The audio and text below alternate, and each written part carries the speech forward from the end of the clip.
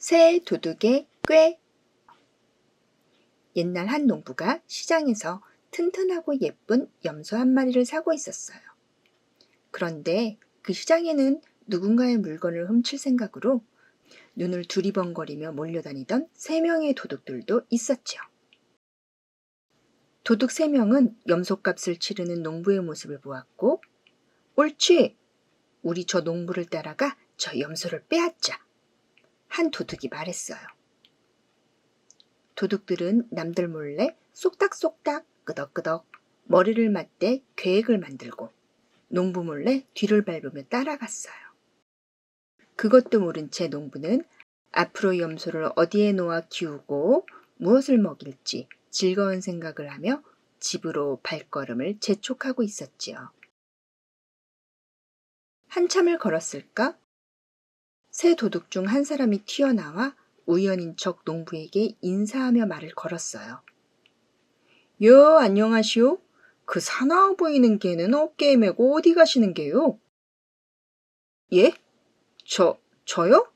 아, 뭔가 잘못 보신 모양인데 이놈은 개가 아니라 염소일시다. 농부는 허허 웃으며 도둑에게 설명했어요. 첫 번째 도둑 또한 웃으며 멀쩡한 개를 보고 염소라니 당신 참 재미있으시오. 한마디 더 하고는 다른 곳으로 걸어갔어요. 농부는 참 이상한 사람이로군. 개와 염소도 구분을 못하다니 생각하며 다시 집을 향해 걷기 시작했죠. 한참을 더 걷다 보니 숨어있던 두 번째 도둑이 나타났어요.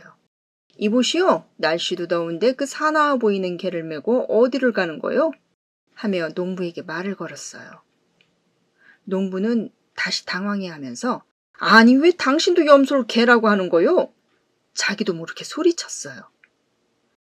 하하이, 당신이야말로 날이 더워 이상해진 것 아니오? 멀쩡한 개를 보고 염소라니, 하하하.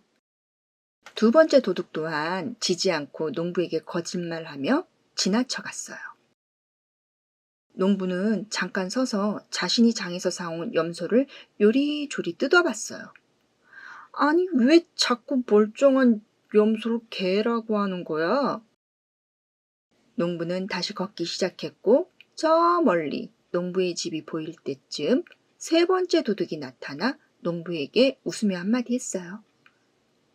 어휴, 그 무겁고 사나워 보이는 개를 메고 수고가 많으십니다. 농부는 염소를 땅에 내려놓고 자기 얼굴을 꼬집어 봤어요. 아야! 꿈이 아닌데? 이게 무슨 일이지? 아, 이보시오. 당신 눈에도 이게 분명 개로 보이요? 농부는 애절한 몸짓으로 세 번째 도둑에게 되물었어요. 그 당연한 거 아니요? 아주 잘 짓게 생긴 개이잖소.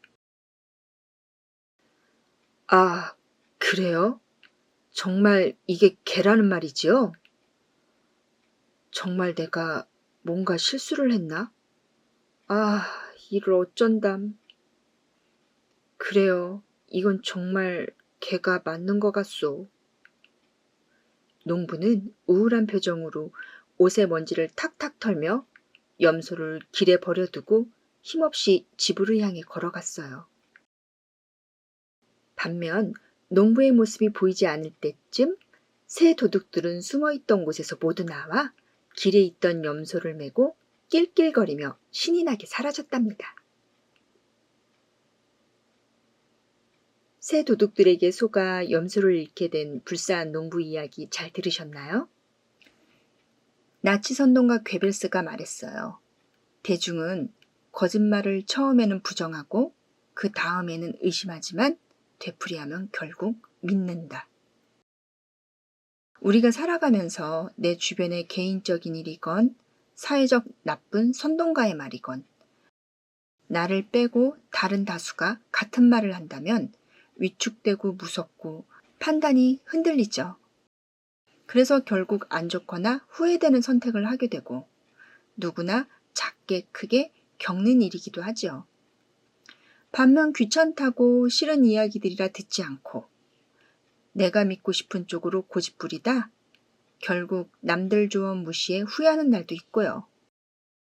매번 손해 없이 똑 부러진 선택만 하며 사는 사람은 단 한 명도 없겠지만 늘 생각과 의심이 없이 살거나 본인의 가치 철학 없이 사는 이 두 가지다 참 위험하다는 생각이 드네요.